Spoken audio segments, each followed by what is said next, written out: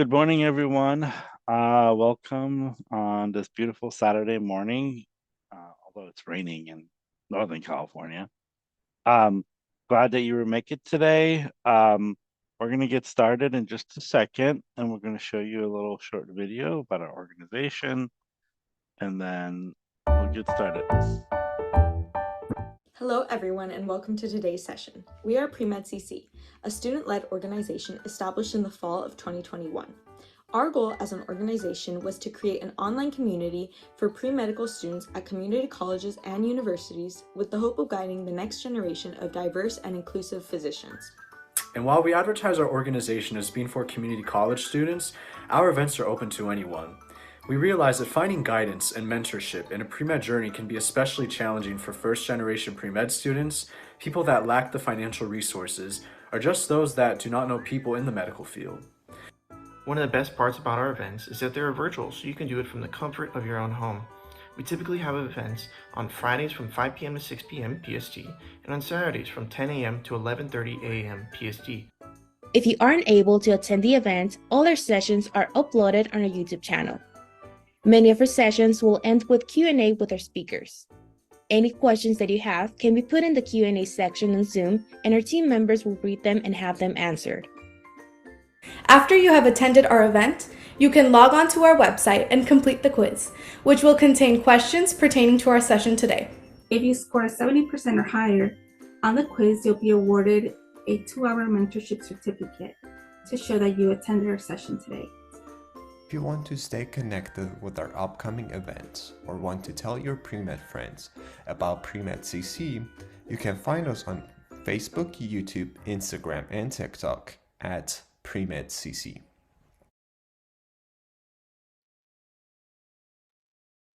All righty, well, welcome everyone. We're going to let each speaker introduce themselves, and we will start with Lucero because she is the senior medical student. Hi everyone, good morning. My name is Lucero Emerald. I am originally from Central California. I grew up in a small town called Tipton, but I'm from Tulare County. I grew up in a Mexican immigrant household, first generation college student, first generation medical student, first generation everything. I went to UC Berkeley for undergrad. I studied integrated biology there, and I minored in nutritional science. While I was there, it's when I started thinking more about like health disparities and all that fun stuff, and I realized Central Valley is really, really bad when it comes to those types of things. A lot of people don't want to go to the Central Valley, and I think that's when I started thinking more about like what can I do about that. And that's when I started picturing myself as a doctor, right? I kind of had that inkling about it when I was going into college, but I never saw anybody that looked like me, especially in Central Valley, being in that role. And so after college, I decided to take a gap year because I wanted more community experience with, my community. So I went back to Central Valley and I worked in community health. So I was a community health representative. I was supposed to do a gap year, but I actually really enjoyed what I was doing. So I did three gap years in community health, and then I ended up doing one more in care coordination, where I did more one-on-one case management with people working directly with them, more so with like case management, directly about like social barriers and basically anything that's preventing them from prioritizing their health. And then after that, I went into medical school, and I'm Kaiser, started in 2020. I'm a 4th-year medical student now. I recently applied for the match, and I matched at UCSF Fresno. I'm going into emergency medicine starting on June 17th. So I'll be going back to the Valley. Yay. Mariana, do you want to go next? Yeah, absolutely. So my name is Mariana. I'm a first-year medical student here at Kaiser. I originally grew up in Northern California. I'm also the first in my family to be going to medical school. I grew up in a Mexican and Filipino household. I went to Vanderbilt for my undergraduate, and then I did a gap year at Northwestern doing clinical research before coming here to Kaiser as a first year. Obviously still very early on in the process, but at this point thinking OBGYN, so we'll see how that turns out, but looking forward to answering any questions that I can.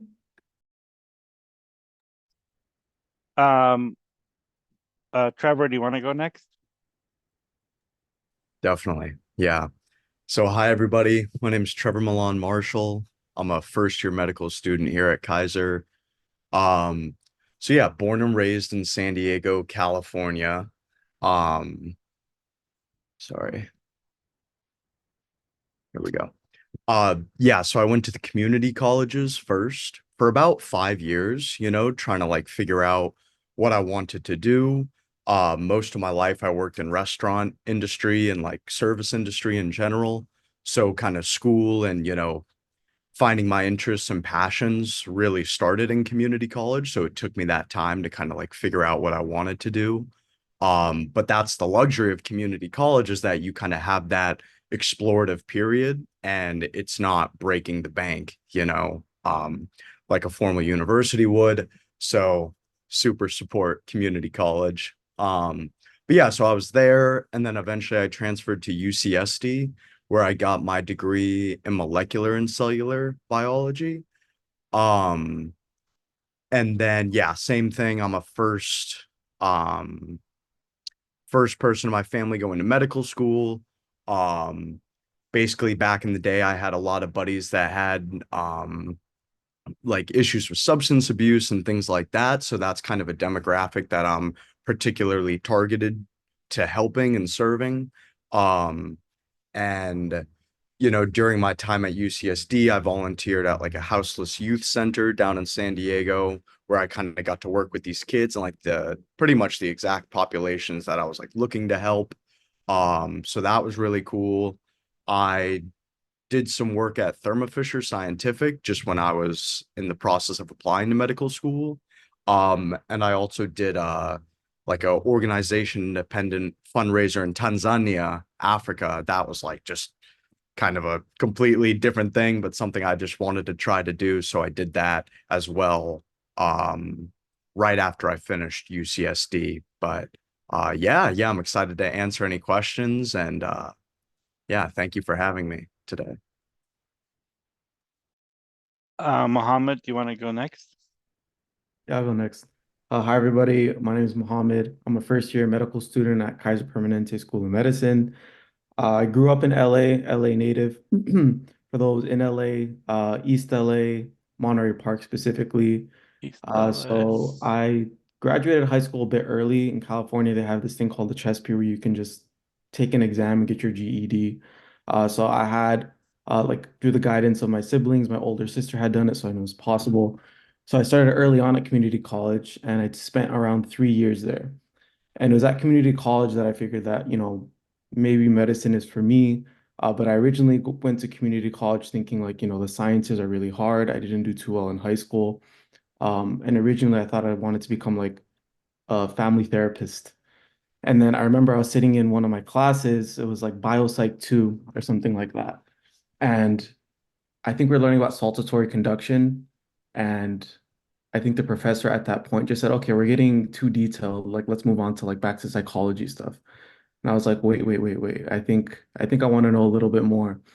So that was like my brief intro to like, okay, maybe I can do these sciences. Maybe it's not as hard um, as people say. Because I don't know if you guys felt this way too, but I remember like being in high school or younger, hearing the word calculus and people would complain and say, oh, it's so hard. Like you think these things are impossible. But I learned more and more that people just, as you can do whatever you put your mind to, if someone else can learn it, you can learn it. So I spent 3 years at ELAC. After ELAC, I transferred to UCLA. I'm just finding out now that me and Trevor did similar majors. I did a molecular cell developmental biology at UCLA. Spent 6 months on campus there. The pandemic hit. Uh, and then, yeah, I did the rest online. Graduated in 21. Spent a gap year. I did research at Cedars Sinai, doing IBD genetics research. And I forgot to mention at UCLA, I was doing research in the same field with, IBD, inflammatory bowel disease. And specifically what I was interested in, or my journey to medicine was, I had a lot of family that was sick when I was younger, with chronic disease. And a lot of the time, I was in those patient rooms, I was there with them where, they were just told they had to be on medicine for the rest of their life. They weren't really given a way out. They were their disease. So I kind of wanted to enter medicine as a way of like looking at how we can treat patients past just like, using pharmaceutical agents. You know, my research at UCLA involved, diet as a means of like, treatment for IBD. So that's just kind of my interest of like how we look at, more than just the standardized, treatments that we use today.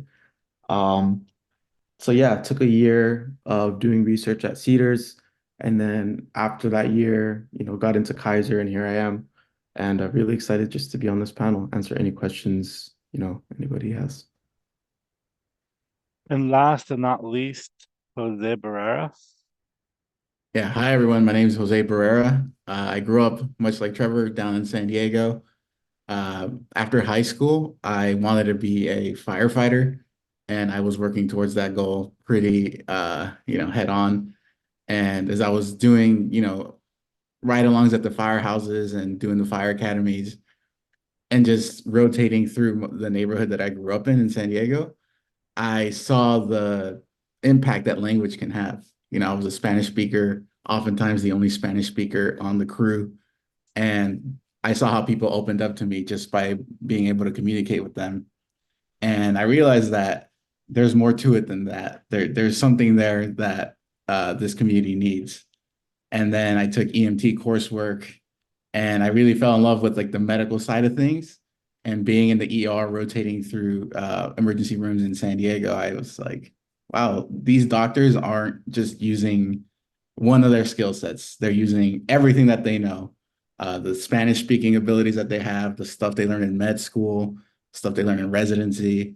And some doctors that grew up in San Diego that I spoke with, they're using the knowledge of the culture of the people that they're serving.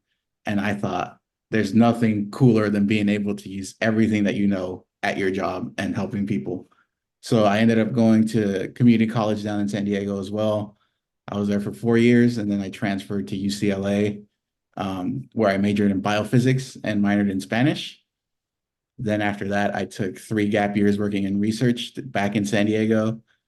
And then I did a post-bac program at UC Davis through the School of Medicine there. And after that, I applied to medical school, and now I'm here. And I'm a champion for community college. I look fondly at those days in my whole educational journey. Those are some of the days that I cherish the most. There was so much growth, so much promise, and yeah, it's worth it. And if anyone says that you're in community college and you can't go to med school, let me, Mohammed, and Trevor be proof that you can. That's the truth. Well said.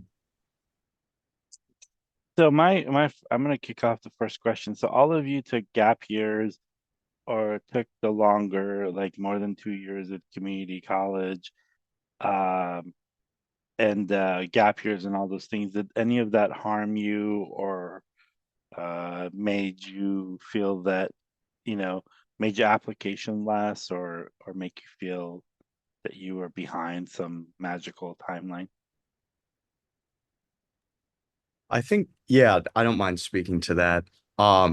I think something that helped me is like the quicker you kind of get out of that mindset that there is a timeline, I think the better, because then you aren't, you know, doing things based off, oh, I'm supposed to finish college in 4 years, so I have to like act in a certain way to get that done. You can, you know, just be moved just by, the things you want to do, timeline independent. Um, and yeah, I think nowadays more than ever, like they want to see an applicant that has like holistic life experiences, like it's not all about just, the technical knowledge is obviously the foundation of medicine, but that technical knowledge is super important. But it's like, do you have also all the other skills to like deliver that technical knowledge? And can you do it in a way so that, you're like relatable with the patient and like you're delivering the information in a palatable, understandable way for these people? And I think oftentimes, that life experience, like for me working in restaurants, like that customer service, like you won't believe how similar in a sense medicine is to like customer service, because at the end of the day it's people facing.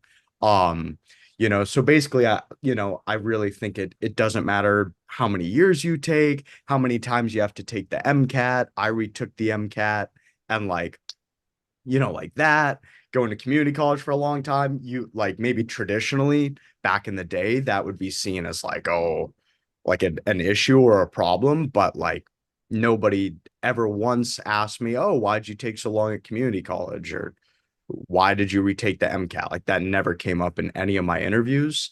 Because at the end of the day, like I just followed my heart and my passions, timeline independent. And I think the people that identify with those passions recognize, like, we recognized each other. And at the end of the day, that's all that matters. I think also adding on to that, like when I was applying for residency now, I think it's hard, right, to like think about that now in in the space that you're at right now, because you're like, oh, I just need to get into medical school. And I think being in that space, because you're thinking like, oh, I need to get into medical school, and I get into medical school and everything's gonna become easy. It's not. Like you have to go through medical school and then you have to apply for residency again. It's the same thing over again. So applying to residency, I'm still talking about my gap years. They were kind of like that was kind of one of the main things I was talking about also. So a lot of the work that I did during my gap years, I did in the Central Valley, and I was applying for programs in the Central Valley. And so if you're like Trevor's mentioning, lead with passion, do projects that you want to do during your gap years, especially during undergrad. It's kind of hard. You're doing classes, you're doing volunteer work, you're doing maybe other things that maybe don't align perfectly with your passions and what you're trying to accomplish, because you're committed by time and other things, other responsibilities. During your gap year, that's really a good time for you to explore what I really want to do. What are my passions? What kind of change I want to make? What kind of physician do I want to be? Sorry, I'm overcoming some asthma exacerbation. But these gap years are really good foundational years too, to really decide, is medicine what I want to do, right? Because I think sometimes when you're a pre-med, you kind of get caught up in this idea like, oh, I want to go into medicine, and you go into it and you're like, oh, wow, this is a lot. But it's a really good time to explore that and take the time also to recover from undergrad. Because for me, one of the reasons too that I wanted to do a gap year was just to recover, because I was tired. Like I was burnt out. Like I did 4 years undergrad straight, and I was burnt out, and I was like, I need to recover, but I also want to reconnect with my community, and do all that fun stuff and explore, and but I needed time. So but I think it's just really important to take time for yourself and give yourself grace, and really step aside from this timeline and be like, I need to get into med school because 4 years later I'm gonna be 4 years older. It doesn't matter. Like I took 4 gap years, but if I would have gone straight to medical school, I would have gone to Kaiser, and I would have gotten free tuition. Like it would have been like it all works out at the end of the day, is what I'm trying to say. Your timeline is your timeline.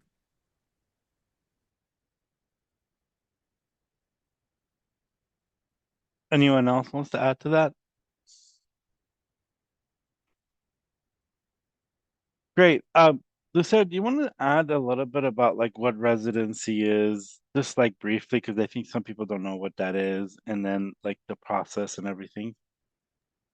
Yeah, so after medical school, so you apply for medical school, right? Medical school is 4 years.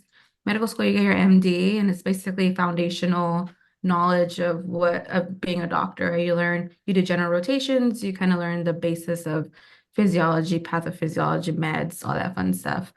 Residency is when you apply for your specialty. So you'll graduate medical school with your MD, your degree. You will be technically board certified or licensed to practice in your specialty. So at the end of or I guess the beginning of your 4th year, you'll start applying for your chosen specialty. So you'll choose whatever field you want to go into. So for me, I want to do emergency medicine. So throughout your medical school career, you'll be thinking about like, what do I want to do? When I grow up, and for the rest of my life. And so luckily or hopefully you'll have experiences throughout medical school that confirm or completely like, I never want to step foot in the OR ever again, which was the case for me. And so you'll figure out what do you want to do. And so for residency, you'll apply through ERAS, which is a whole process, and maybe it won't be around by the time y'all get there, but you'll apply through ERAS and then you submit whatever applications to whatever specialty. And it's basically another round of similar to medical school, but it's a lot less stressful. The interviews are a lot more conversational. You don't have like MMIs anymore, because they're generally like there's more conversational trying to get to know you. Like, are we a good fit for you? And am I a good fit for like are we a good fit for each other? Because it's basically it's your first job after medical school. Um, and so you basically just submit everything. You submit your step scores, you submit your extracurricular activities that you did before medical school, during medical school, and you submit another personal statement. And then after that, it's residency training. It's anywhere from 3 to 9 years, depending on your, I think 9 is the most, depending on your specialty. And also, you do get paid, right? Oh, you do. You do get paid. It is your first job. So. And can you just tell them a little bit? Like everywhere is different. California, New York, and more metropolitan areas a little bit more. But can you just give them like a range of how much it is? Yeah, so basically how residents work, it's kind of because the residencies itself, it's the funding is through like CMS, it's like a government agency. So technically there's like a base salary that is given per resident. So there is a range from like maybe like high 50s, low 60s to can go up to I've seen some places to be 90,000 per year, depending where you're at. And then it also depends on the institution where you're at and where you're located. So that's kind of the range. And then it can also range within the states also. Because I see in California, the range is very wide, even within like the same city area places. It just depends on the institution and also if they're unionized or not. Because now some places are becoming unionized and you're seeing different benefits emerge from that and different, different. It kind of varies, but when you're applying, they'll give you the benefits package and you can kind of see what's going to be my salary. Do I get food or not?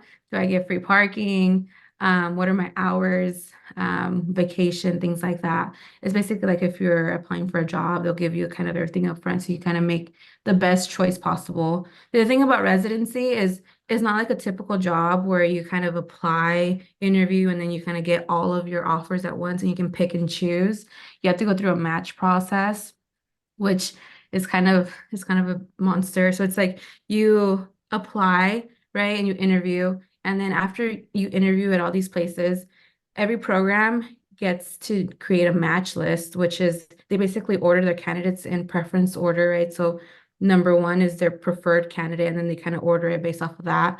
And then you also make your own match list, which is your first choice, and then you kind of order it off of that. You can only rank the programs that you interviewed at. All this data goes into this huge algorithm, and then on match day, it kind of starts spitting out pairs, and you figure out where you matched, and that's where you're obligated to go to because you signed a contract that this is where I will be going. This is my first job, and that's how you find out where you go to after medical school in your first job. Yeah, most people match That was their confusing. first 1 through 4. I think that's like they It's say like like a if you 70% chance that you'll match at like your first top 3. yeah, top 3. Yeah, Um statistically. so the other question is what what do you can you just tell us like what is a day of a medical student? Like obviously most of you can only speak about your first year. Lucero could talk about every year and then some. So can you guys just talk about your first year? Do you want to start first, Mariana? Sure, just like what the day-to-day is like. Yeah, just like your day as a medical student. Like what do you do? Like I know that Dr. Willis Jacobo went over last night over like the different blocks and everything else. And a lot of people were asking like, well, how many hours do you study or what do the students do? And we're like, she's like, well, I don't know. Like that's so you guys could talk basically about your first year experience and Lucera could talk about every year. So do you want to get started and then we'll Yeah. let and then we'll let Lucero close because she it's been the multiple years of medical school. Okay, yeah. So at Kaiser, we have mandatory classes because we do case-based learning. So Monday, Tuesday, Wednesday, and Friday, we're in class from 8:30 to 12:30. Tuesdays, we usually go a little bit longer. We're in class until like 3:30 or so. And then on Thursdays, we'll be in our clinic. But so because we have that mandatory class 8:30 to 12:30, we also do active learning. So we do like pre-work before the class. That takes up a lot of time from like what's typically considered like studying because you're completing that foundational learning before you go into class.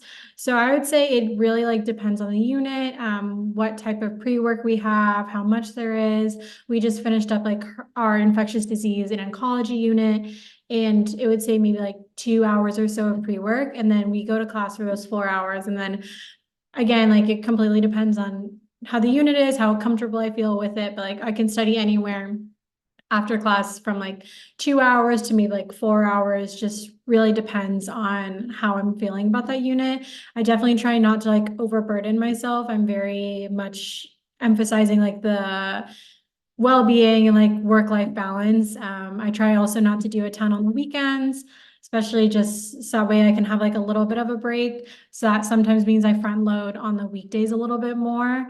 But that's pretty much our schedule. Kaiser, we're really lucky in that they give us all of the third-party resources for free. So I know like a lot of my classmates will use Anki to study. We also get like Boards and Beyond, Sketchy, Osmosis. So for like our infectious disease unit that we just had, it was super helpful to have that Sketchy if you're a visual learner to be able to remember all of these different bugs. So that's been a huge help in our process of like going through these classes because there's always so much information for us to learn. The flipped classroom that I brought up, so that means that we do pre-work ahead of time. That kind of sets a foundation of whatever topic we're going to discuss the next day in class. So that way, once we get to class, we have 8 students and then 2 facilitators. And we're able to do essentially application of what we learned in the pre-work. We can do like cases and just really show our understanding of that pre-work. And I felt that it's been super helpful of seeing like the real life application and seeing how a lot of these concepts are actually applied in the medical practice. So that's been super great. But of course, it depends if you are the type of person that works well in mandatory classes, small classes, pre-work settings, that sort of thing. But I have found that the way that Kaiser does it works really well for my learning style, and it's helped me understand the content a lot easier and made medical school feel a lot more manageable because of how like supportive and the learning style that we have here at Kaiser. So everyone else can chime in on how they feel about the first year and that sort of process too. Yeah, I think you hit like all the points, Mariana. I just want to expand a little bit on the actual in-class setting that I really appreciate about Kaiser, and that's that you mentioned we get 2 facilitators, and that's awesome. And it's cool because one of them is a clinician, so like an MD, and the other one's more like actual PhD sciences. So we're able to kind of hit the pathologies that we're learning on both sides and learn like the clinical pearls from the clinician, but also a little bit more in depth from the PhDs. And also, it's just really cool to just be in a space where you're able to be wrong or like make a mistake and not be judged for it. Like I think that really helps facilitate the learning process. But yeah, you hit all the good points that I think make our school really great and an awesome learning environment.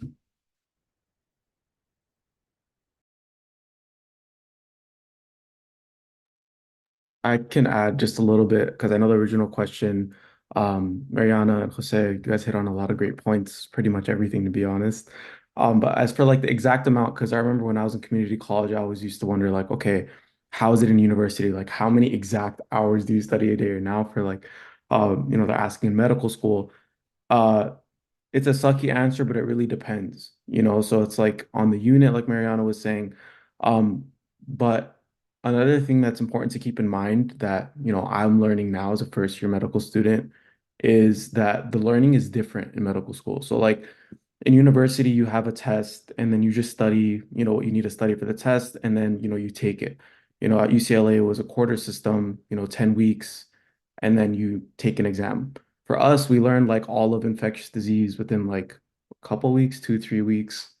Like these things, it's like we learn like all of hematology within like 1 week, all the anemias and things like that.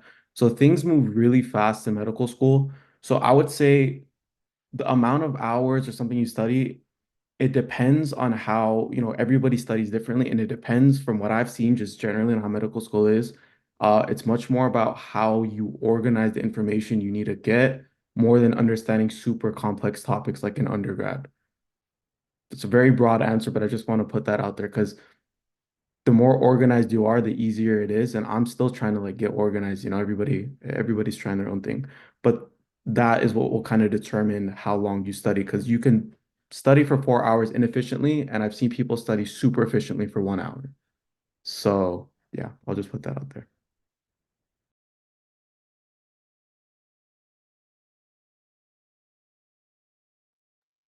Anyone Yeah. else?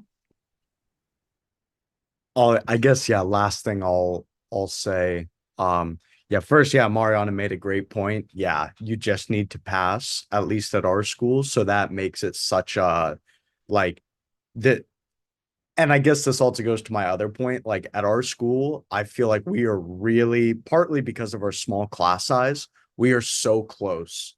Like our class is super close. We're close with the faculty. Like, and I think every day, honestly, it's fun. Like when we're in the classroom, even though, yeah, things move fast, these topics are crazy. Like we have some of the coolest and most knowledgeable, like doctoring facilitators that help us understand all these different topics, and they do it in like these kind of fun interactive ways.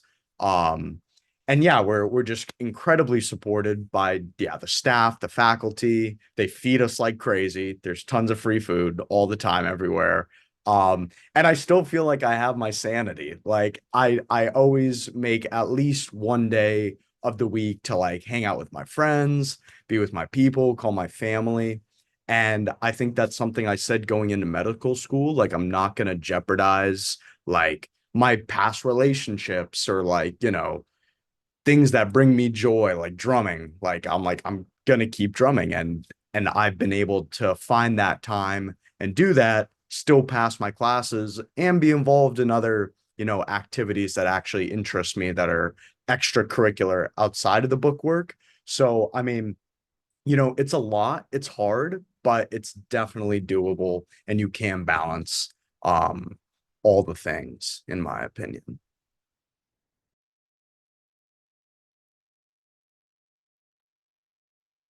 Oh, really good points. All right, we're having some questions. No, come in. All right, Mariana still. go ahead. I mean, that's Lucera. Sorry. Do you want to go too?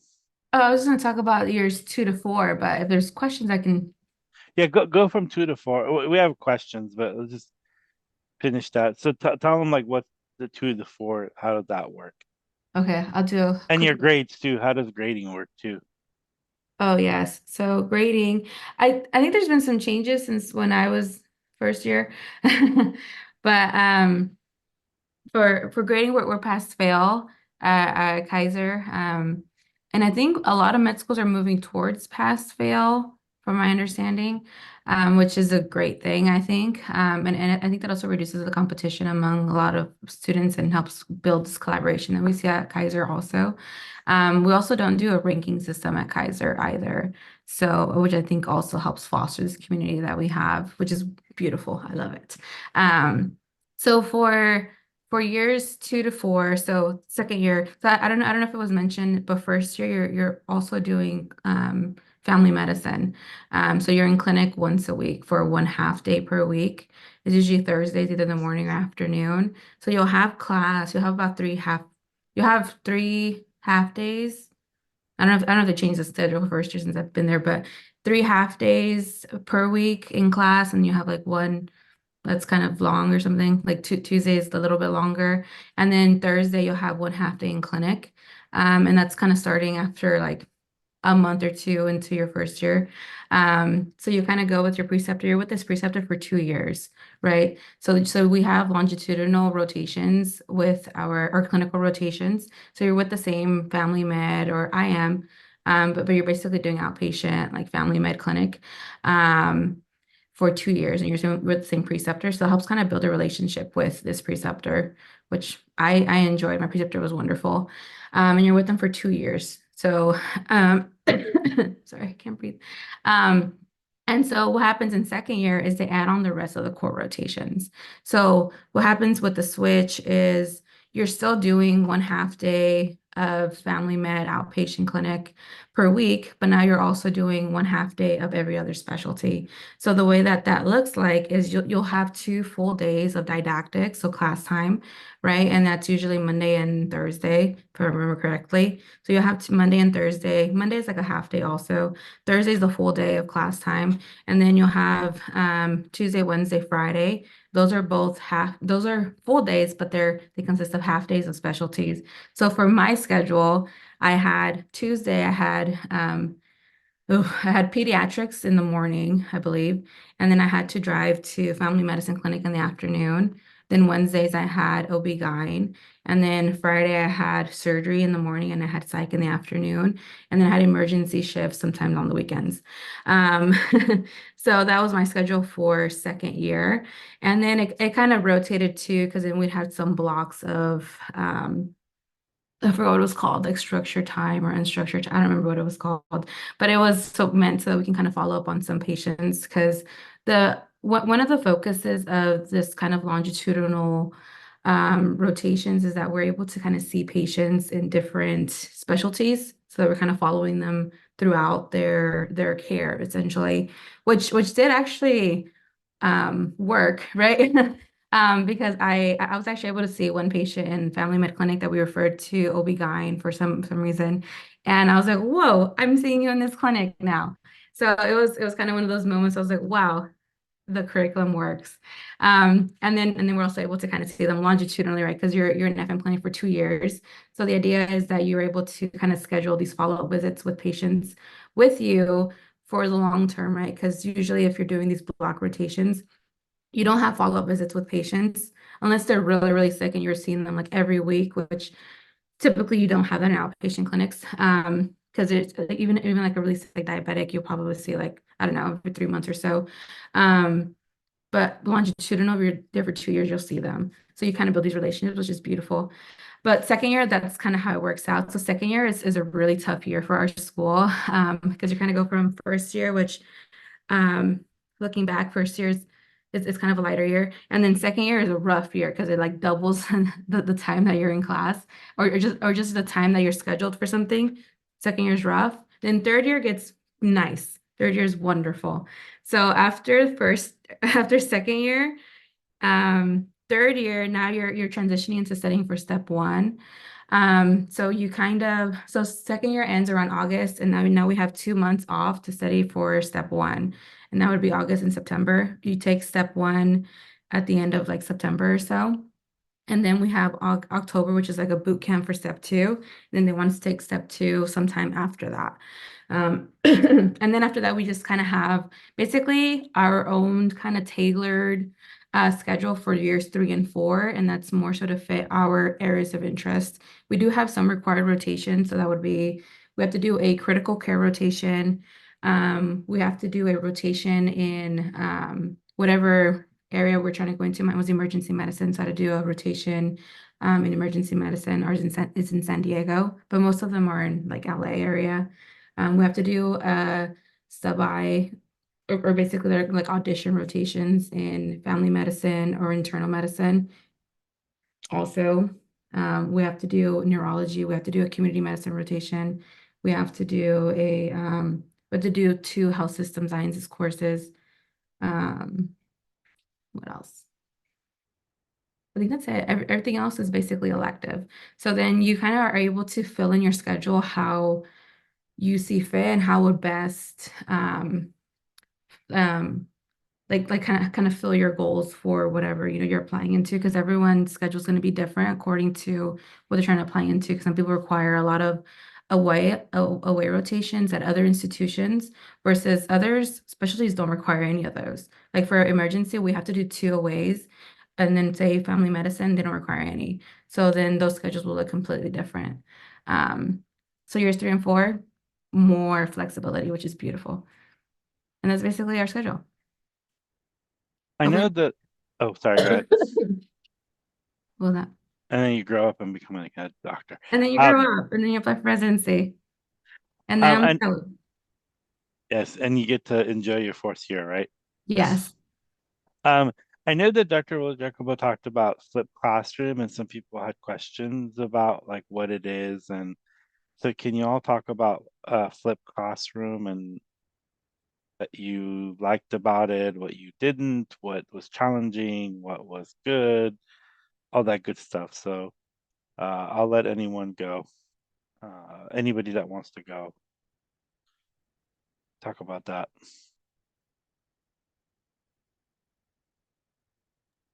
This is kind of what I was touching on earlier, how you do the pre-work before class, and then you come into class and you do the case-based learning.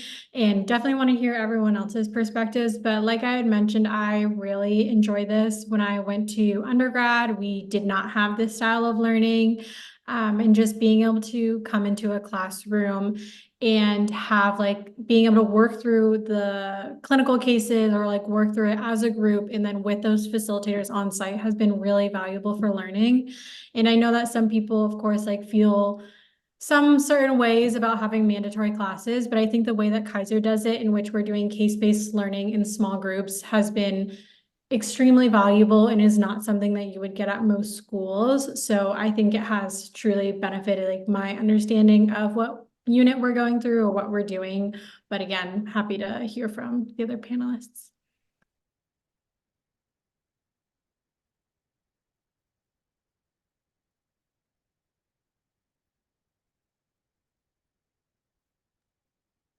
Yeah, I think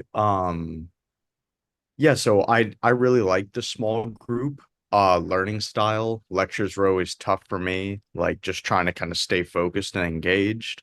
So yeah, by us doing the pre-work, then coming to class is kind of like a nice way to re-solidify things. And I think one of the biggest things is, yeah, like with the pre-work, just figuring out what is this, kind of like what Muhammad said, like figuring out what is essential and like how much detail you need to go into things. But I think for the most part, when they give us pre-work, they'll kind of highlight or bold like the big topics. So I always say it's like it's good to go through the pre-work, try to take away like the main points that you might think, but don't get like lost in the sauce trying to figure out like every little thing, because you just kind of want to familiarize, expose yourself with it. And then when you're in class, they'll really harp on like the biggest, most important things. And from there you can figure out what you actually need or not. But yeah, it's a really nice way to like collaboratively work with your classmates. And like at least all my classmates, everybody is so helpful with like explaining topics to you. Even though you always have the MD faculty to explain to, like sometimes it's just nice to hear it from your classmates and they can like explain it in a way that might make more sense. So yeah, I'm a huge fan.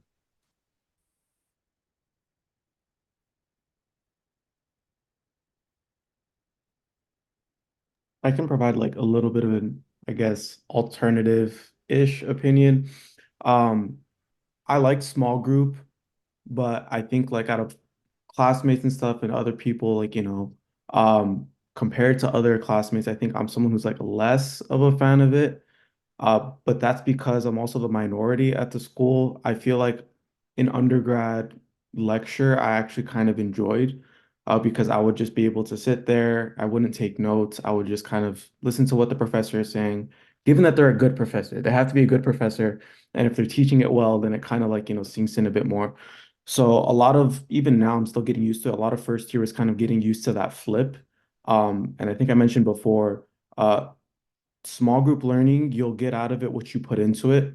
So that pre-work, if you don't really try to understand it or see what it's about and you go to class, you're going to be lost because there's these cases talking about things that you've never seen. So it'll feel, which it has, when I haven't really done the pre-work too much, it'll feel like a waste of time because you're just sitting there and those 4 hours, there is teaching that goes on, but it's like anecdotal teaching. Like someone will ask a question, then something will get answered. But it's not 4 hours of lecture where it's like, okay, here's a slide, let's talk about it. There's review slides for after the cases. But that's just what it is. It's very different from lecture.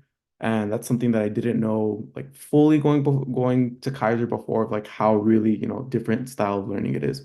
But I think that if leveraged right and, doing the pre-work, really understanding small group learning, it's like it doesn't feel good, but I think that's the point because you come out of it like actually seeing the gaps in your knowledge and stuff. And there's like research that they showed us that small group learning is like more effective than lecture based, and I believe it.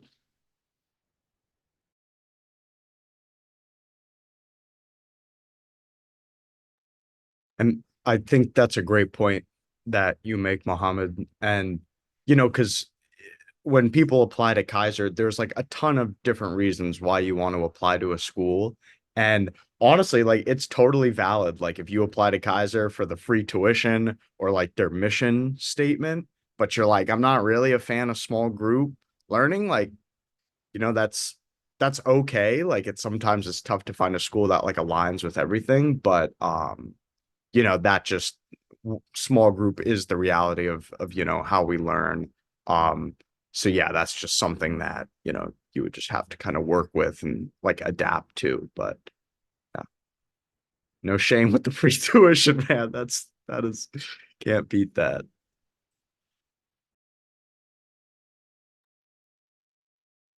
Anyone else want to chime in?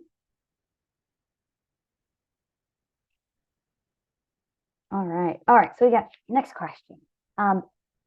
Some people are asking, are there any suggestions on getting clinical experiences like volunteering, research, et cetera? I know we touched on this a little bit, just like the gap year aspect, but maybe what a lot of our members are people who are in community college and still in undergrad. So some thoughts.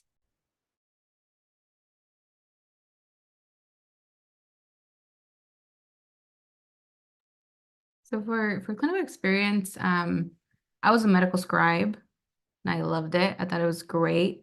Because you also work one-on-one with physicians. I was a medical scribe in the ER too, so that was even more great. And I know there's lots of companies that hire, scribes and they don't pay great, but you're doing it for the experience, right? And you also get good letters of recommendation out of it. So I was a scribe while I was in undergrad for like two years, I think, and I thought it was a great experience. But you can also be a scribe for smaller like clinics and kind of do whatever specialty. I know a lot of my classmates were scribes also for, like family med or like specialists and kind of tailor their experience based off of that. I think I also put down because for these applications also like clinical experience is really like patient contact, right? And if you're helping with patients, so a lot of my community experience, my community health experience, I was patient, I was helping with patients because I worked in a clinical space and I was basically the person that they called if the patient had any type of social issue and they're like, we don't know how to get them insulin, and they called me, right? So I put that down as also being clinical experience. And so it's basically how you also spin it on your application. If you have some type of patient contact and you're helping patients in their health, right? I counted it as clinical experience. But I think also at the end of the day, follow your passion, right? Don't just do things to check the box. Because it's also very obvious when you're kind of just saying like, oh, I went and I volunteered once a month at this place and you really didn't care to do it. You just did it because it looked pretty on an application. I can speak to the research. So when I was an undergrad, I did summer research at Stanford, and then I did some undergraduate research at my home institution of Vanderbilt. And then during my gap year, I did clinical research at Northwestern. And all three of those experiences, I just started emailing people who had interesting research, and I hoped that they would take a shot on me. A lot of them didn't respond, but the three research experiences that I did have were because I just started emailing people, which is absolutely a terrifying thing to do. But it is a lot of the time you just have to get your foot in the door and show them how you can contribute to their research. And a lot of people are willing to take you on as like a mentor or as a researcher, even if it's paid or it's not paid. But I would say that's my biggest thing because I spent so long applying to actual clinical research jobs for my gap year and then never heard anything back. And then it wasn't until I started just like emailing people. I specifically was emailing for like OBGYN clinical research. And that's like when I actually started getting people to like come back to me. So it's a little bit of a bold thing to do. And I know it's terrifying, but that would probably be like my biggest tip is that if you feel comfortable, that's how I got all my research.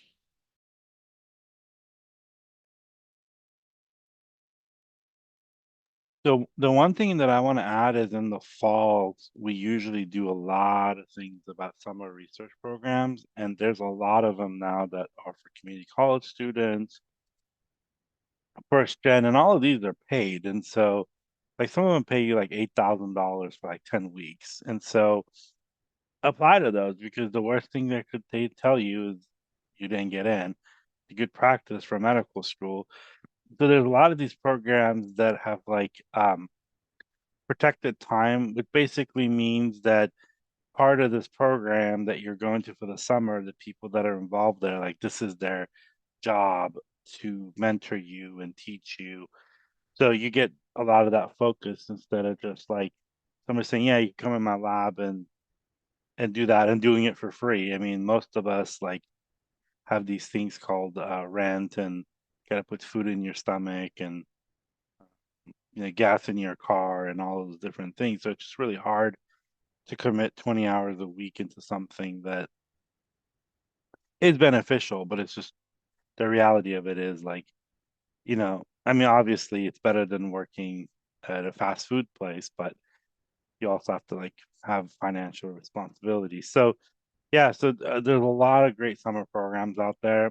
Unfortunately, all of them now have selected the summer people, so you should in the fall we usually focus on a lot of summer programs and people, and we get this already too. It's like, oh, I missed the deadline. It's like, well, sorry, like we can't do anything about missing deadlines.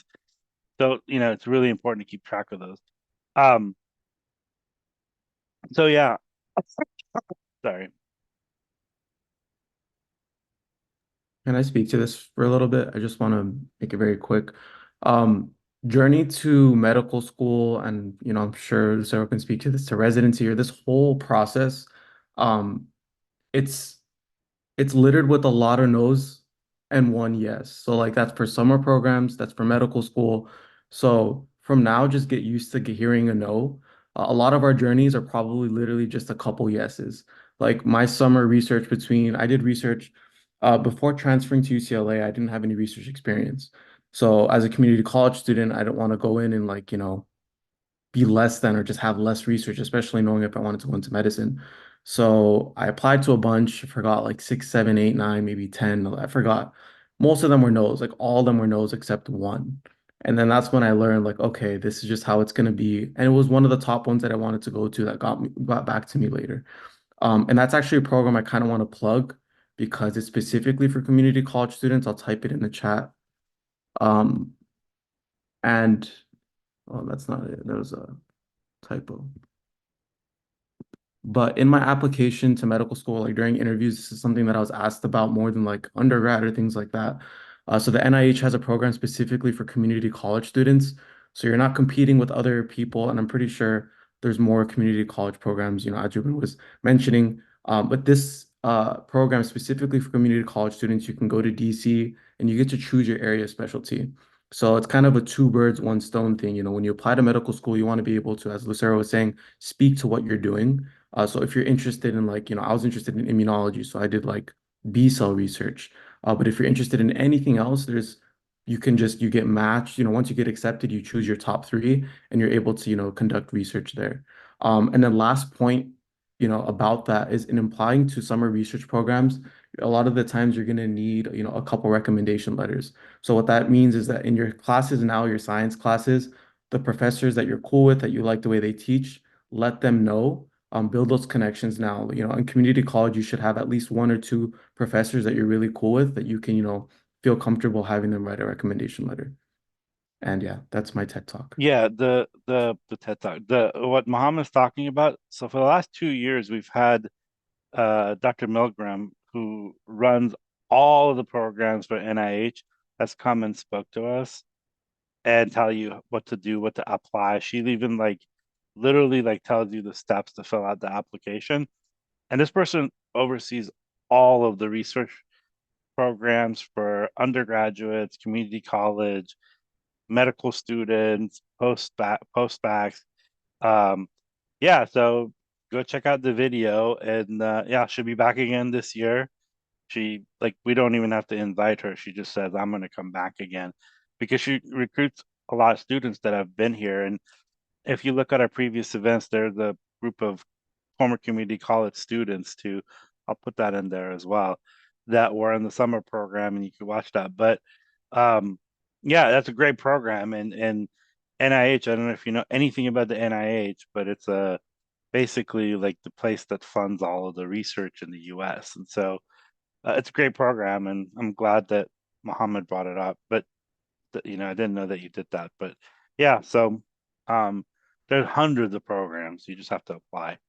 And we post a lot of them on our social media and things because we just can't send 75 emails for everything. But yeah.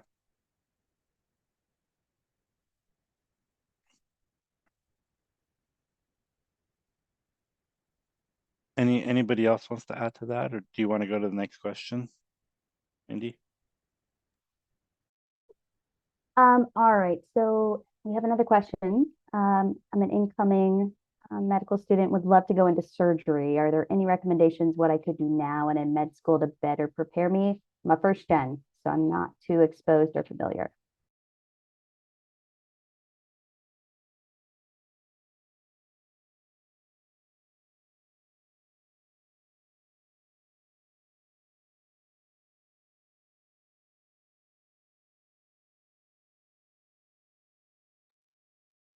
I th I think that like that's awesome that you have, the interest in surgery. There's definitely ways I think you can get involved. If you are a part or like maybe once you transferred to an academic institution or like if you're in a hospital volunteering, uh, if you kind of ask around to the right people and see if maybe you could like one off or shadow a surgeon through like a hospital internship you're in, that's one potential way. And I think one big thing is like closed mouths don't get fed. So I think if like it never hurts to just shoot a shot and ask about like an opportunity. Even if there's like very slim chances, like it never hurts, so kind of like using your volunteer experiences or like whatever to kind of network to um like make the connections that you want to make, I think is a great way. So like, sorry, I'm not sure, did anybody mention, or I guess, are people from SoCal? Is this all SoCal community colleges, or is this just All community over the state, all over the country all over the state? Okay. Well, and if there's country. and country. Okay, okay. Well, yeah. So I mean, there's one hospital internship I was a part of in San Diego ish area called like the Palomar Pathmaker internship. And that was huge to get, like, you could go through all the different floors of the hospital, you could do different specialties and like directly be on the floor, directly doing work with patients. Um, and through there, you're passing doctors all the time who are rounding on the patients. And then that's when you can just be like, hey, I know you're the cardiac thoracic surgeon. Like, I'm so and so, I'm really passionate about this. So that's kind of like one way to try to just like sneak in and make that connection. Um, yeah. Yeah, I think that the biggest challenge is getting into a hospital. Like healthcare is like very litigated, and there's a lot of rules and laws and very regulated. And so, but once you're a medical student, you get this thing called the badge that pretty much gets you into the hospital and any clinical setting. And I think once you're a medical student, just reach out to people. Like um I work in the ER right now, and medical students, get a lot of access that you don't get as a pre-med student. Plus, the other thing is that if they're faculty at a medical school, either they're surgeon, family medicine, like their part of their salary comes from the medical school, so they have a vested interest to not just like part of their job, but also like try to get you into their specialty to replace you. And so I think once you're a medical student, like pretty much the world is your oyster, and you could reach out to people and get that as well. And also, you get to have surgery interest groups, right? Like different interest groups too. So yeah, I think once you're in medical school, you have the world is your oyster type of thing. Um, Is it, somebody asked. Oh, oh, go ahead. Sorry. is it their incoming medical student, right? Yeah.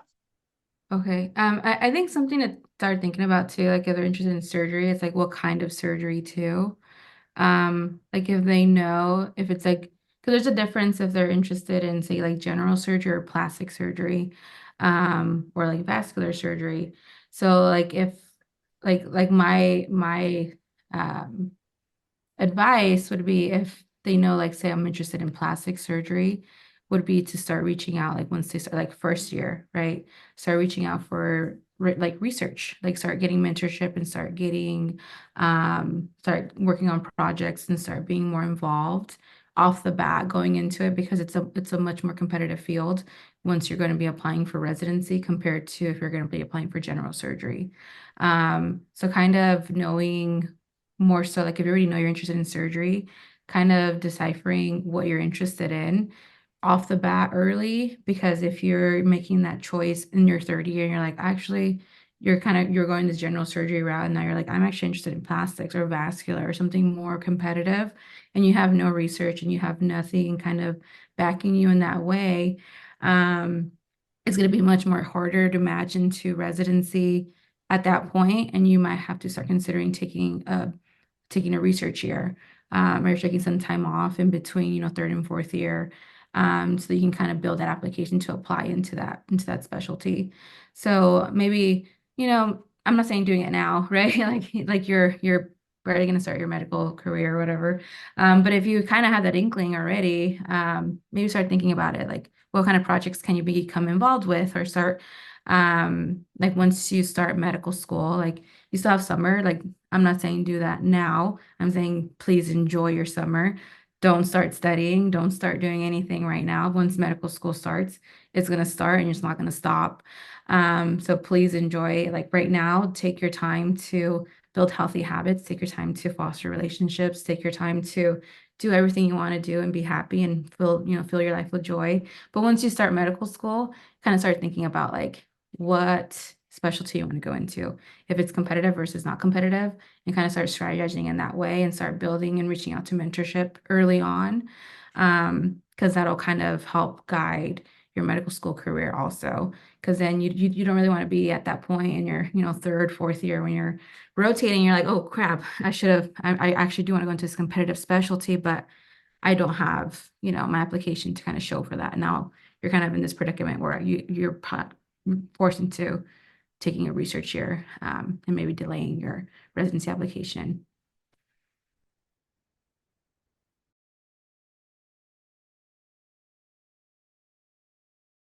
Anyone else want to chime in?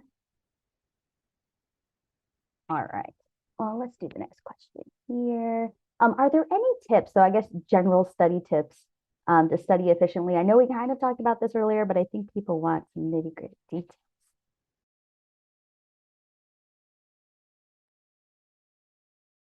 I'm sorry, was the question like study tips? Yes, the study tips. Yeah, I mean, it comes down to finding a way that works for you. I think a trap that, you know, just as pre-meds and, med students, you want to see if you like fit in amongst your peers and you're always comparing yourself. And like if somebody does a certain method, you think, oh, I should do that too. And I don't think that's the healthiest way to approach it. I think finding a way that works for you and really leaning into that. Maybe it's not doing like 1,000 Anki cards a day. Maybe it's, you know, doing flow charts on a piece of paper on the dry erase board. But just being okay with what's Trevor got there? Oh, I see it. Yeah, just being okay with, giving yourself grace to find what really works for you and trying different methods and being okay with accepting, okay, this might not work for me. And yeah, whether that's like YouTube videos, finding a tutor, finding a study buddy, finding an environment that works for you to study in where you're able to absorb information. Yeah, it's just about knowing yourself and not trying to keep up with the Joneses. Yeah, I think Jose's point is really important because those first couple weeks of medical school are going to be uncomfortable as you're navigating this new scenario that you've never been in. And it's okay if like the first study method that you use doesn't work out for you. Like you're going to have many more opportunities to build on what works best for you. So it's okay if it doesn't immediately work out for you. I think the biggest thing too is like you'll hear a lot about like some people are doing boards and beyond, some people are only using Anki. Like don't, like Jose was saying, don't fall into that trap. Like if you know that you're not going to study well from like doing flashcards every day, then don't feel forced to do that just because that's what a lot of your classmates are doing. Like I know some of my closest friends have never touched Anki and they are completely fine and happy about it. But other people like can only use Anki, and that's just like it's just really about being able to separate yourself from what you're hearing. I mean, granted though, some people have a lot of amazing study tips, so you have to be able to like parse through what would be helpful for you versus like stressing yourself out because you haven't like found your study method or because you're not doing like what everyone else is doing. So just give yourself grace overall and just know that it's a very hard thing that you're doing, and it's okay if it doesn't like immediately click for you. Yeah, and I'd like to add on a little bit more after that. I realize we talked a lot about study tips for medical school, and I also want to give study tips for people kind of on the journey there, especially from community college, because that's where I come from and that's where I struggled with a lot. I think just reaching out to professors and tutors is really important because they might provide some insights that help you learn a little better. If your community college has a MESA program, I think that it's really important to check it out. If you don't know, MESA is Math, Engineering, Science Achievement, and their mission is to help, first gen underrepresented students succeed in the STEM fields where historically there hasn't been much representation, and they're trying to change that. So I think going to a Mesa Center at your community college, if they have one, or a STEM center, would be a great resource because they have tutors there specifically for STEM and the classes that you've taken or that you are taking. And yeah, they'll help facilitate your learning without, in a safe space without you feeling like you're being judged or that, you know, all eyes are on you and you might feel incompetent. Because environment is important. I said that already, but environment is important. Some people work better in coffee shops, some people work better in libraries, some people work better alongside their peers. It's just finding what's best for you. But quick plug for the MESA program if you haven't checked one out at your community college.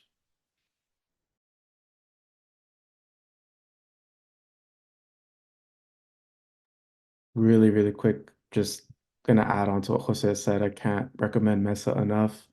I don't know if it's pronounced Mesa, Mesa. I feel like I've always seen it in text and I never said it out loud. I think I used to say Mesa, but some of my like closest friendships were developed there.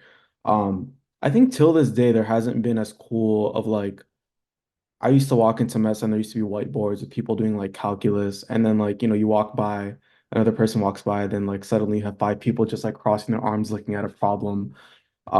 There's nothing cooler than being at Mess and just having a whole community of people like coming from the same place as you or similar places you, and really just trying to understand. And it's such a welcoming environment. Little small story. When I got into the program at the NIH for the community college program, it wasn't one of the programs that Mesa like, because sometimes Mesa will send out for summer programs two things for people to apply to. It wasn't one of the programs that they were advertising. It's something that I found on my own with a professor. And I'm not sure, I remember his name, but I'm not sure what the position was. But he was like the president of Mesa, like at our school. And I had a meeting with him. I wasn't sure for what. And then he sat me down. He's like, okay, congratulations on the program. And I was like, thank you, thank you. He's like, all right, how are you gonna, what do your living expenses look like? I'm like, oh, I'm just gonna pay with what I get from the stipend. And then he tells me, oh, no, you're not. Like, we're gonna fund whatever you need to like live there. And that's a moment that I'll remember like for such a long time because it's something that he just out of Mesa, like I've been with them for a couple years and I was one of their own. So if you're not in Mesa, huge, huge recommendation, like Jose is saying. It's good for your classes, good for studying, good for building those friendships. I'm still friends with a lot of the people that I met at Mesa, so definitely should join. Yeah, and Mesa is almost at 90 community college in California, and there's some in Arizona and other states.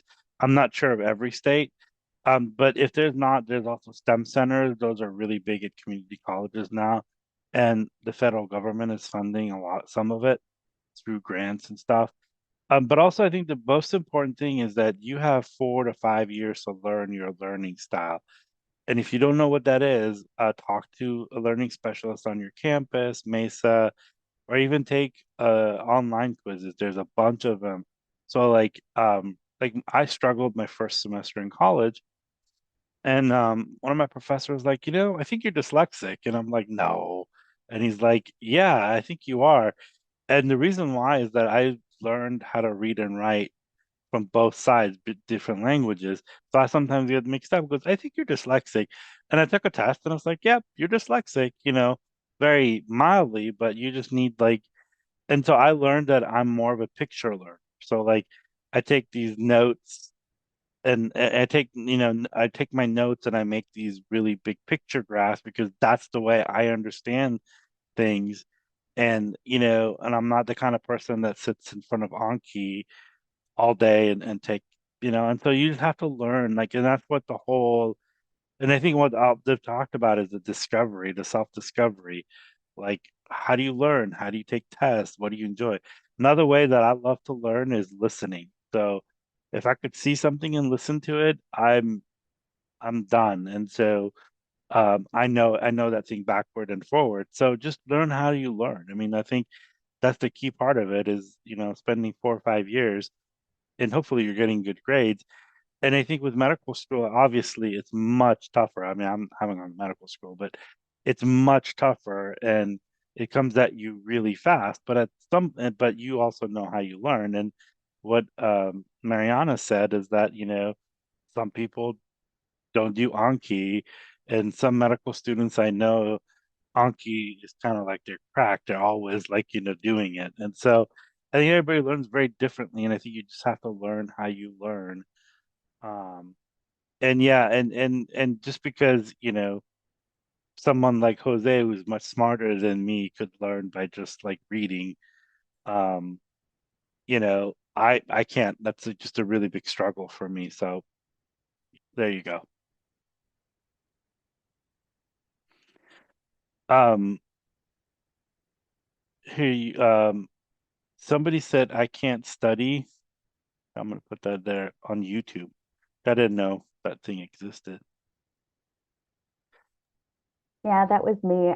A resource I found really helpful is called I Can Study, and they have like a great YouTube channel and just kind of give you different ways to study if you feel like, just taking very linear notes isn't working for you. Yeah, like I had a history class, I think it was, and the instructor was just really boring. Like he just like his lectures, like it was like literally taking like a screwdriver in my ear and just wanted to and just everything about he just was very monotone. And so I went on YouTube and I found a bunch of videos that are like graphic historical things. And it's just like, that's what I did. That's how I learned the entire the class that I was taking. I just go watch YouTube videos and I did fine because that's how I learned, you know. I couldn't even like handle his voice in my ear. And his notes, I mean, and he didn't give any notes. You just had to read the book. And I was just like, yeah, that's gonna take me 7 hours to read one chapter. And so just you just have to like figure out, like, you know, how to not game the system, but how to make it work for you. Um, and I'm sure, you know, everybody has antidotes. So if you guys, anybody wants to share any of their antidotes, you know, of learning, please.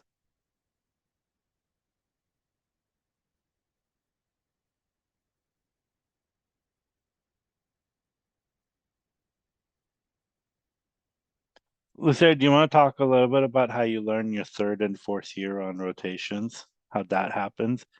Did people give you a text, you know, detailed instructions for things? Or how do you learn, have to go learn and discover on your own? And be curious. Yeah.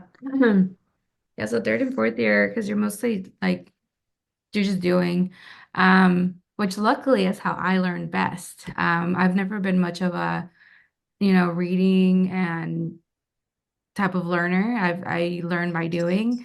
I learn by just kind of getting thrown in there and just like, okay, it's a sink or swim. This is how I'm going to learn and this is how I'm going to do it. So it's been fantastic. So basically, third and fourth year, hopefully some of the stuff that you've done in class you've retained. So depends on the rotations you're on, but usually you're learning by just seeing the patients. How it usually works is you'll be assigned, depends on, if you're hospital or outpatient, whatever the case is. You basically will be assigned certain patients, like a panel of patients that you'll be basically in charge of. And your responsibility is to take care of them, right? So you'll be the first person to go and see them. You'll go interview them, you'll talk to them, you'll do your physical exam, you'll come back and you'll do your presentation to your attending and to the residents, whatever team you're on. And you'll get do your oral presentation, which is basically like a concise, like, I don't know, 3-minute thing of like, this is a 51-year-old female, past medical history, da da da da, coming in with this, and that, with concerns of this, and that. And then you kind of give the spill and you're like, my vitals are this, my exam shows this, my differentials, which is basically like my the diagnosis that I'm kind of thinking about, that I'm considering, like my top 5 or whatever, is this, and that, because of this, and that reasons. And this is kind of the plan. This is what I want to do. I want to order these labs. I want to order these images. I want to, I want to start them on fluids. I want to give them this for pain. I want to maybe, give them this for meds. And then maybe go back and check on them at this time, whatever the case is, follow up on this reason. And then they'll give you feedback. They'll be like, that was great. Or they'll be like, that's horrible. Why would you suggest that? And then, and that's kind of how you learn. They'll be like, oh, why didn't you consider this? Or why do you think, person with chest pain, why didn't you consider, aortic dissection? But that's a great point. And then that's kind of how you do a lot of learning on these types of rotations, just because you don't have time to like sit down and lecture, right? You don't have time to kind of do that. But a lot of the learning is done by just seeing the patient, seeing how they're presenting, and then you go back and say, I think this is what's happening. And they'll either confirm or be like, no, actually, this is what's happening. And then you see what they do and how it actually goes. Because sometimes a lot of the time from Socratic method, a lot of time from what you see in the textbook and how like kind of the gold standard of treatment, or how things are supposed to play out by textbook is not how it plays out, because patients aren't it doesn't happen in isolation. Like someone presenting with a heart attack isn't a person that's just going to be having a heart attack. They usually also have diabetes. They maybe also have, you know, GERD, they maybe also have something else that's going on. So when they're presenting, they don't just have this typical, retrosternal chest pain with, radiation down their left arm and shortness of breath or whatever the case is. They might just have like something very atypical and you're like, what's going on? But you still have to do this systemic approach. So that's kind of how you learn on these types of rotations. And then sometimes if you have these questions, they'll be like, oh, that's a great question. Look it up and then come back tomorrow and present your whatever you found. So that's another way of learning also is you kind of do your own research, which is great. And I hate when they do that. It's like, just answer my question. But most of the time they'll just be like, oh, that's a great question. Go back, look it up, pull up a couple of, articles or research on that, and then come back and let me know what you found out. And then you go back and then you give them the research and then they're like, oh, actually, this is how we do it. And it's like, then why would you make me do that? But that's how we learn on rotation, which is great. Like it's kind of it's one of the experiences, especially like when you're presenting on rounds. The very first time, it's always very nerve-wracking because you're like, I don't even know what I'm doing. Like I'm just like I'm reading off of my note. I'm like, I barely know what half of these words mean. Like, I'm kind of like, maybe there's a murmur. I was like, I heard something, like the heart it just doesn't sound right to me. I think my very first presentation, I was just like, heart sounds did not sound normal to me. There's something there. I would like you to confirm. And then like my attending was super great. They just kind of laughed about it. They're like, I will check out the heart for you. I was like, beautiful. But sometimes their attending isn't that great. But third and fourth year, I loved it. It was great. Recommend.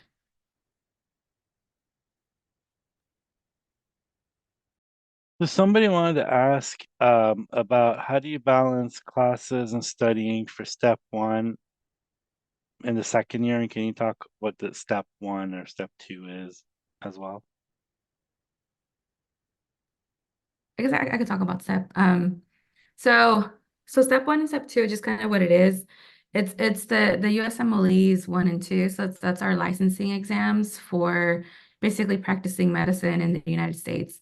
Technically there's 3, so it's a series of three exams that you have to take for you to be licensed, right, to practice medicine here. So in medical school, you have to take 2. So you take step 1 and step 2.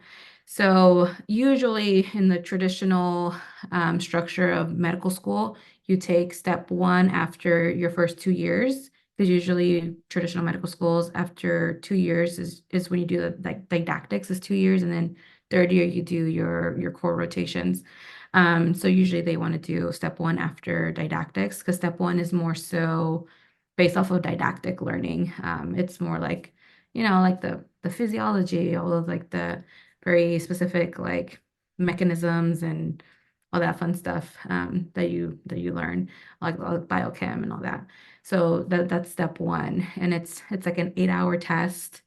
It's not fun. And then step 2, usually you take some time in your third year for traditional medical schools. Take some time in your third year because that's based off of clinical knowledge. So this is basically things that you will learn on clinical rotations. That's why it's better to take after your third year, but before you apply for residency, because you need these scores to apply for residency. And then you also need to pass both of these to pass medical school, essentially.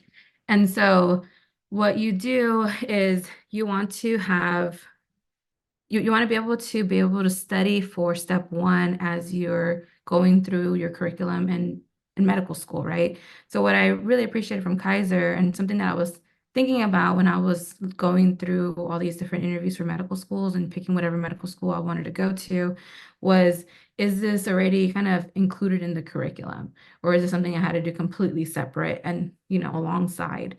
Because there's some schools that don't incorporate these resources into your curriculum already. So what I mean by that is some schools, whenever they give lecture, they give their lectures are based off of like faculty from their school that are experts in the field, right? So they give their lectures, and their tests are based off of their faculty written tests. So they're written by this expert in their field, but they're not necessarily written geared towards step taking. They're not NBME tests, which means they're not questions that are taken from like STEP test banks that have been retired. And what Kaiser does is their tests are only those types of tests. They're only questions that have been taken from these test banks that were once on a STEP exam. So every test that you take is essentially a mini STEP exam. So every test that you're taking, you're basically studying for STEP. So every time you take so every time you're studying, you're using the resources that you would use otherwise for when you're preparing for STEP. So you're basically combining these two things at once instead of kind of doing it, figuring out how to do it alongside one another and figuring out how to do both of these at the same time. And that's what I really appreciated. In first year, it's a little bit easier to do just because it's kind of you're doing didactics more so. And you only have 1/2 day of clinic per day or per week, I mean. So you're kind of more focused on didactics. In second year, you have more clinic than you do didactics. So it's a little bit more difficult and more trickier to do. So it's harder. It's harder to balance. So what some of my classmates and myself would do, so truthfully, I kind of stopped studying during second year, but I wish I didn't. And I think what they incorporated now, they might have changed it, I'm not sure, is they have some UWorld questions that they want students to complete as they're kind of going through second year, which is helpful. I don't know if y'all can speak to it, because I think y'all just had your orientation meeting about this for second year. I'm not sure. No? Okay. But I know when we were doing second year, we didn't have any required like your world questions, but talking to some of the second years that, or second years now and then third years, they had some required your world questions at every trimester or so. They had to have like, I don't know, 200 questions or something like that, which kind of helped keep them on track for STEP studying as they were going through second year. Which at the time may seem like a lot, but looking back, I would have really appreciated that. So I think you just gonna have to figure out what resources work for you, especially when you go into second year, and then just stick to those resources. And it's okay also if you're too tired to do that, because you do have 2 months of dedicated time for step one to kind of get it done. So you kind of just have to figure out what works for you, what can you keep doing, and also give yourself grace, because you need rest, you need sleep, and you need to eat, and you have time.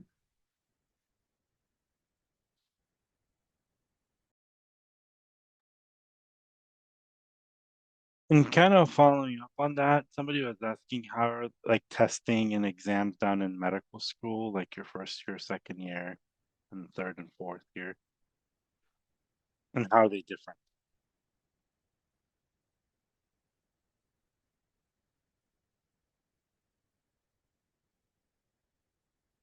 Anyone? Anyone?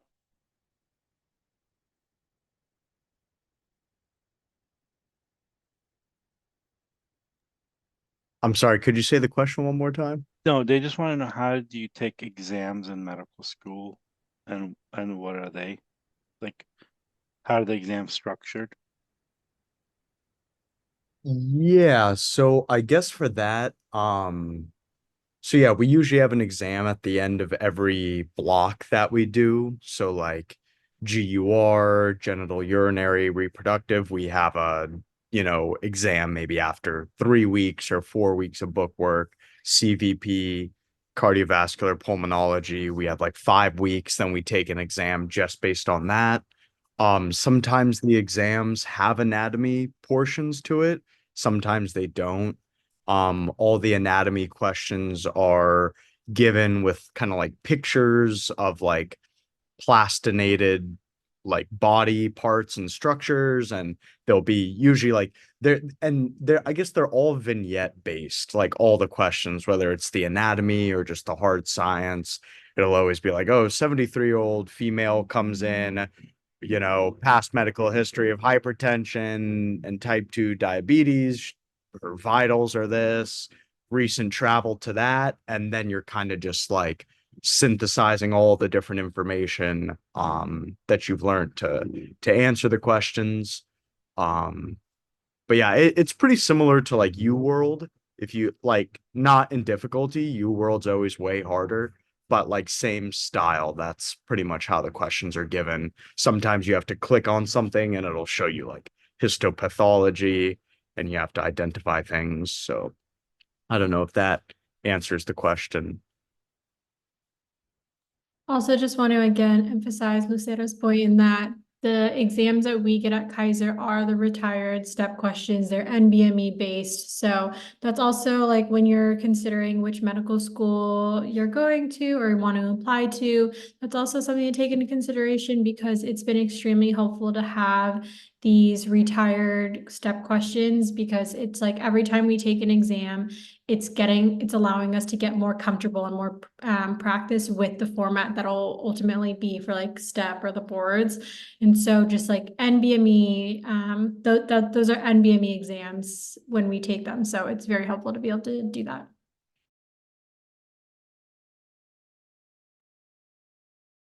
Anyone else? This is a good question. Oh, sorry. I was gonna touch a little bit about for us specifically, because first year, the way you learn, the way we learn topics is system based. So you learn like, like GI, infectious disease, cardiopulmonary, whatever. You kind of learn in system. Second year you learn symptom based. So you kind of go away from just learning like heart stuff, intestine stuff, whatever the case is. Now you go more towards symptom. So it'll be like this week we're talking about shortness of breath, or this week we're talking about yellow babies, or this week we're talking about fever. So and so our tests are also that way, but they're also retired step questions. So in second year, the tests get a little bit more difficult because now in first years, it's a little bit more, for me at least, when I was taking some of these tests, I'll look at the potential answers and I'm like, I haven't even learned what this is, so this can't possibly be it. Or I'll be like, I am in cardio, like this can't be it, But then when you get into second year, some of these questions it could be anything because like we learned about fever and then like you kind of go through the differentials of like fever, right? And it's like so many things can cause fever. So this whole week we're like learning about fever, right? Or we're learning about yellow babies. And it's like what can cause what can give you a yellow baby? And you go through all the differentials of that. And you go through all the different systems that can cause that too. And so second year, the test just seems so random, but it's also, and thinking about it now, it helps you get into that mindset of becoming a physician because that's how people present, right? People don't present in blocks. Like I'm learning about renal systems this week or whatever. They don't present that way. So it has been helpful to learn that way. And that's also how our exams are kind of helping. It's also helpful because it kind of helps us get more into that mentality of taking step one because it's leading us towards that instead of getting into this like block mentality of like I'm in cardio, I'm in renal, da da da. But now it's like, okay, I'm in everything. I'm in all the systems. What could this possibly be? And so for me, it was very helpful making that transition and then going into step one and dedicated because I was already kind of thinking that. And also being in the clinical space too, because you're kind of using everything at once. And everything's kind of hitting you at once. So, and then third year, we don't have any more exams in third year. I mean, step one and step two, remember? But then now we don't have any more like exams through the school, third and fourth year. So fantastic. This is a question. How do you manage anxiety that comes with rotations?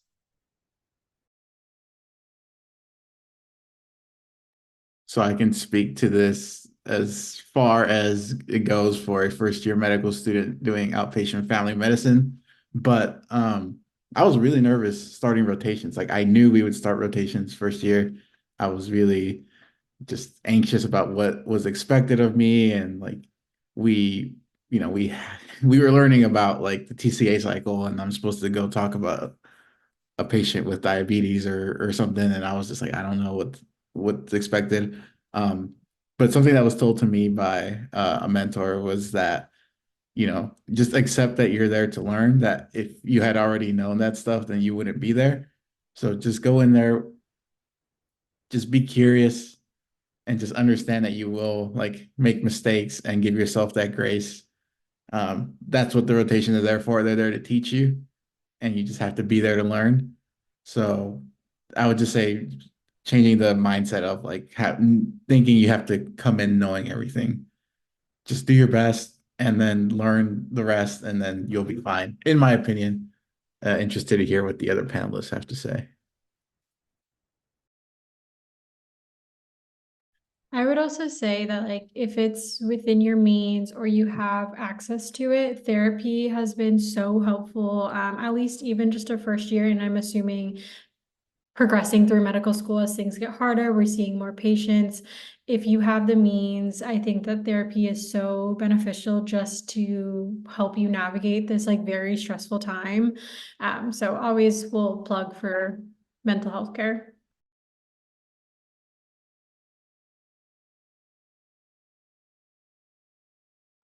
I think for me, like a little bit of anxiety um has been a little helpful. 'Cause I tend to like ride it a little bit. But I think for also like for me, like I like to kind of pause and be like, why am I so anxious? Right?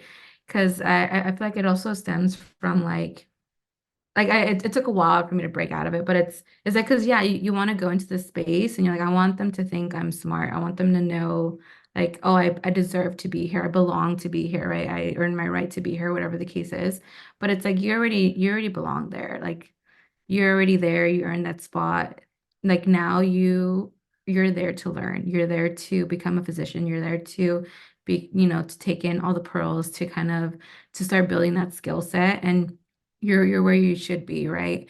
And so I think just taking that moment to kind of ground yourself, especially when you're feeling anxious and you're feeling that those kind of thoughts kind of creeping in. Because for me, every time I felt that, I felt kind of like, oh my God, like everyone's gonna know, like I don't know anything. And it's like, I really don't know. Like I'm going into this new rotation. I don't know. And like I'm going into like the cardiac ICU unit. I don't know anything. Like obviously I don't know. And so I think those moments like when you do feel anxiety, obviously if it's not like a whole like a generalized like anxiety disorder or anything like that, but like if you feel these little moments of anxiety, like it's perfectly normal and it's perfectly natural to feel. And I think it's also important to acknowledge that, right? And just kind of know like you're feeling this because you're growing out of your comfort zone, and that's nice. Like that's great. Like you're growing. And I really like to take those moments just to kind of like realize like, oh my God, I'm learning something new and I'm going to come out of this with more knowledge and that I can kind of take in and grow, right? And I can become whatever I'm working towards. Um, so for me, like whenever I do feel anxious, I like to ground myself and just kind of reflect and be like, okay, why am I feeling anxious? Is it something internal? Is it something external? Can I fix it? Can I not? If I can't, then, I'm just gonna try to write it and just be like, okay, I'm gonna if they think I'm not like smart, whatever the case is, like I don't know. And that's okay. Give myself grace. Everything is so spot on. Yeah, the way Kaiser does it, and maybe more and more medical schools are doing it with the longitudinal integrated clerkships, as we touched on, they kind of just throw you in there. So it's even reassuring for me as like a first year to hear it from like, Lucero, like she's talking about it. It's nice to hear because a lot of people I feel like feel this way, but it's not really verbalized that much. Um, and I really like how she said that, like, that feeling of discomfort, that's what all of first year has been for me. And I think for a lot of people, and it's so true that like if you're not uncomfortable, that means you're not growing. So it's kind of more concerning if you're not anxious and stuff, because, that first time I was thrown into LIC, 95, no, that's being nice. 99% of what I'm seeing on the screen, I have no idea what it is. Hydrochlorothiazide, that's too many syllables. Like, what is this medicine? So it's when you go into your first year, just know that a lot of people are going to be fronting. A lot of people are going to look like they have their things, together, and someone's always going to know more than you, or they'll know something that you don't. Everybody's lost. Just know that, like, we're first year medical students, we're not doctors. And I think what I'm learning is that it's going to continue to be like that every step of the way. But yeah, I really like what Lucero said and the other panelists as well. It's so true. Anyone else? Yeah, I just like one of the ER docs that I work with, he's in his 60s. And I asked him, actually, I asked him a few weeks ago. It's like, hey, like, because I still like, I mean, I work as a technician, is very different than being a physician. Whenever there's a code coming in or something, I get a little anxious. And I asked this guy who's been a physician for 34 years, and he's like, he's been an ER doctor at a level 1 trauma center for the entire time. And he's like, well, I've been doing this for longer than most of some of the residents have been alive. And he says, I still get nervous and anxious. And I will be very concerned if someone's hands and then if someone's life is in your hands and you're not anxious or nervous, because that just means you don't give a, well, he said the bad word, but I'm not going to say that. Then so, and I think it's normal. I think it's normal you have someone's life in your hand, but also that's where you're training and you're studying and all of those skills. And it's kind of like we all don't wake up in the morning and decide to run a marathon. Like we take steps to do it, because if we do it as a, probably code on the way. The first day you show up to run a marathon. Um, this is the last question before we let you all go. We've held you longer than you're supposed to be, so like Jose is gonna owe you all like millions of dollars. But one advice you would give to yourself before you went to medical school in your pre-med journey, if you could go back and sit in front of that person, what would that advice be? What would that be? What would that advice be, and what would you tell yourself? And also, what would you do differently if you can do anything differently until you get to med school?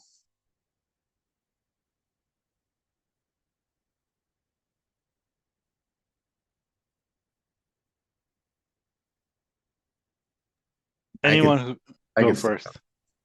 Yeah, so I'll just kind of what I would tell myself first would be you're right where you need to be. It'll all be fine. I remember I got a C on like a calculus test and I thought my life was over. And I was like, oh, well, there goes the med school dream. Obviously that wasn't true. So just yeah, that's what I would tell myself. Like you're right where you need to be. In terms of advice, I will say just remember why you started. I think Muhammad phrased it perfectly. Like the road is paved with a lot of no's and like one yes. And like that's so true. But you have to be resilient enough to get to that yes. And something, the way that I framed it was when you find your why, you find your way. So remember why you started, because it will get hard. That it's a difficult path. But if you find your why, if you know why you're doing it, then you'll always find a way to get it done. So yeah, you're right where you need to be. And just remember why you started because it will get hard, but it is worth it. Like just now seeing patients at clinic once a week, it's just great. It's like what I've always wanted to do. And I just keep learning more cool things. And I feel like that person that I was on the bench when I got my C in calculus would be pretty proud that he found his why. So that's what I would say.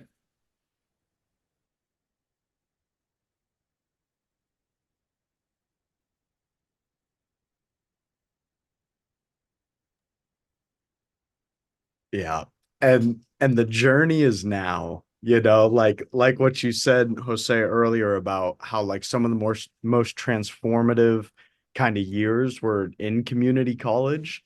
That is, yeah, that is really so true. And I guess, yeah, like things to that I would tell myself,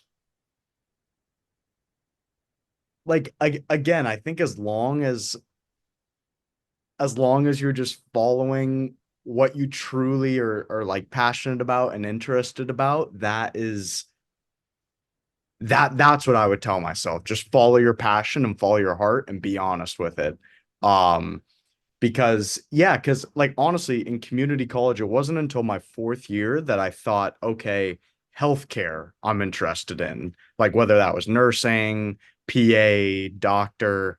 And it wasn't until UCSD that my counselor was like, you should just try for medical school, like, give it a try, but it was just kind of this like honest, like naiveness. Like I had no idea what I wanted to do, but I was just doing different things that kind of interested me and just really was just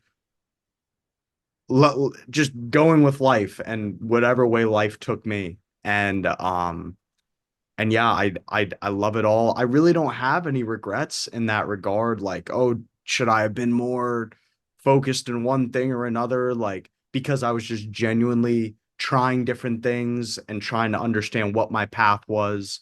And yeah, yeah, it's the journey. It's the journey. I think a lot of amazing pieces of advice have been said already.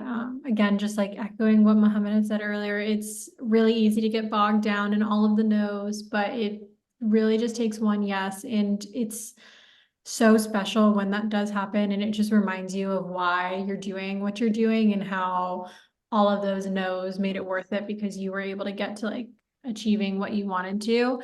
And then I will say the other thing too is that like it's very easy to want to rush into like, oh, I can't wait to graduate, or I can't wait to start med school, or I can't wait to like start applying to residency and start residency because it's such a long path. Like you feel like you just got to go, go, go, go, go and do the next thing. So I feel like the biggest thing is just to like know that you'll get there when it's time, but just like enjoying the moment that you're in now because you'll never get to go back to that point. And once it does start, like it's going to be a lot. So just being able to enjoy the time that you have and enjoy every experience that's helping you get where you are is just so important. And not necessarily like it's not something that I regret, but it's just something that I wish I could be more mindful of if I were to go back. So just try and live in the moment, like not rush yourself because you will get where you need to in due time.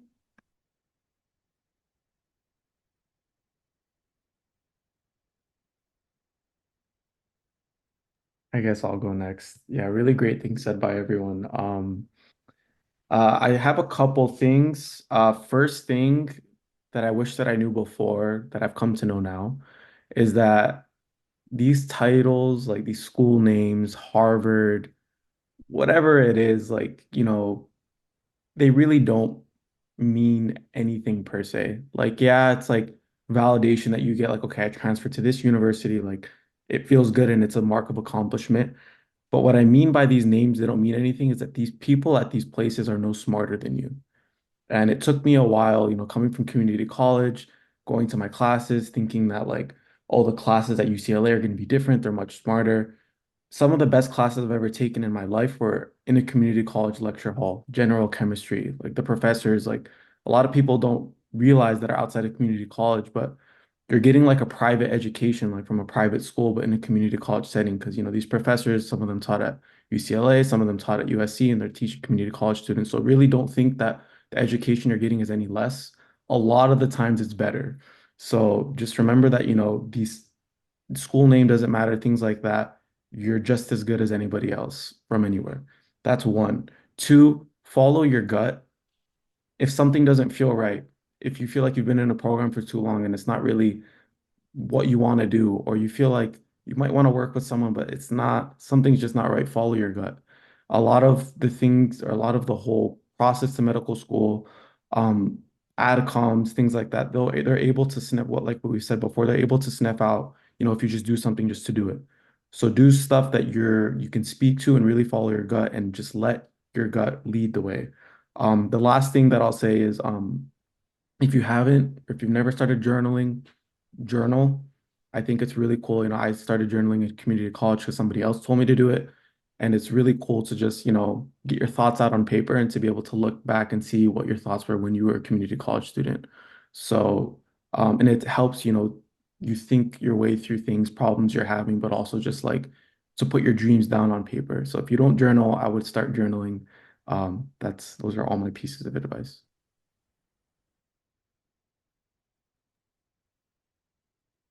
Yeah, so I think for me, advice that I would probably give myself, if I was pre-med again, is to network. I think just me coming, from first gen, I never knew how to network and I didn't know the importance of it. So I never had that foundation or, anything like that. And I didn't realize it until way later about like mentorship and having, certain people in your corner and how important that could be.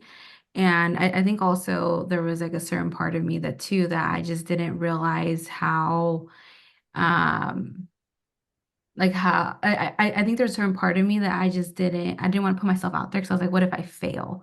Right? What if I can't do it?